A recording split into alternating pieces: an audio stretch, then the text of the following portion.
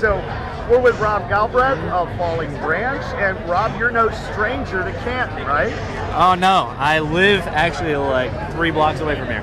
So. Well, excellent. Tell me about, let's turn over here and look at Falling Branch. Just tell me, you got a half barrel system, a lot of experimentation going on. So what inspired you guys to do this on the farm? So it's funny, the farm the farm was in our family since 1924, so it's been in the family for it's like a 4th generation. It was traditionally a swine farm, and then it was kind of a dairy farm, and then when I was growing up it was a dairy farm.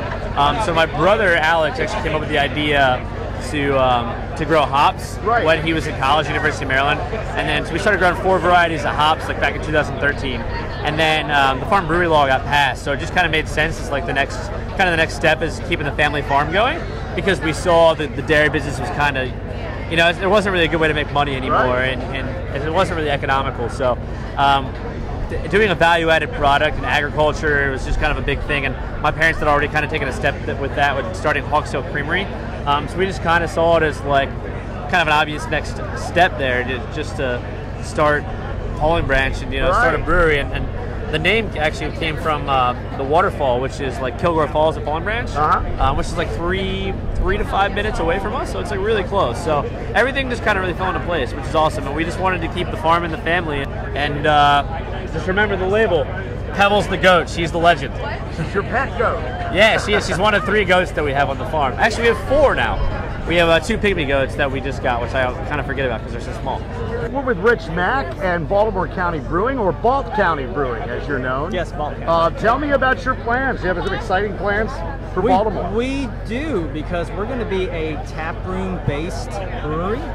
So our taproom will be 5,000 square feet, which is massive. 2 to 3 times bigger than most anybody's taproom.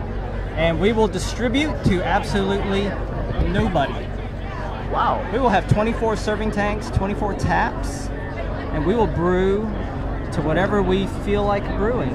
And we don't care what sells, and it's we don't have any distributor lording over us saying, you got to brew this beer because this is what sells the best. We will not be doing that. We will be a completely customer-focused brewery, taproom brewery. So that's going to be pretty different around here, because a lot of people, they're in that distribution model. So we're not even going to keg. We don't even have kegs because we're going to serving tanks. So that's how committed we are to that philosophy. So I think the inspiration behind it was the owner, Phil. He spent a lot of time in Colorado and was inspired by all of the beer farms out there, brought it back here and wanted to do the same thing. And how many barrels? We're on a 10-barrel system. That's great. And your tap room, tell me about it. I haven't visited, but like I said to you just a minute ago, it's a big day trip for people in Canton and Baltimore beer drinkers. Yeah, you got to come out. So our tasting room is open Wednesday through Sunday.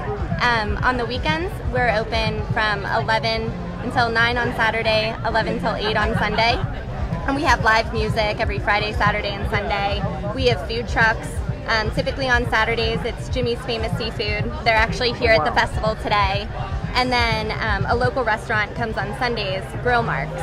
And they have ribs, really good spinach dip. It's my personal favorite. So. Oh, this sounds great. But getting back to the festival here, I know why it's so much fun for a beer drinker to have you here. But as a brewer, tell me what you think about coming here to Baltimore. Yeah, it's a great time. It's really fun actually to see all of our fellow breweries out here, and it's such a close-knit community that you get to see them and see what they're pouring and try different beers ourselves.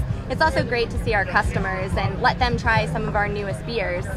Franklin's, we just celebrated our 15th anniversary as a brew pub, 2017, and my name is Mike Roy. I'm the brewer at Franklin's. I've been there about 7.5 years. Great, you got the new session. You want to tell me about that? The 16-ounce Bully? Yeah. 16-ounce Bully is a American session ale, very hoppy, made from the second runnings of our 97-pound Weekland, which is an American wheat wine. Comes in at about 4.5%, hopped with a ton of Mosaic, Citra, Simcoe, Amarillo, just a ton of really nice, fresh, citrusy hops.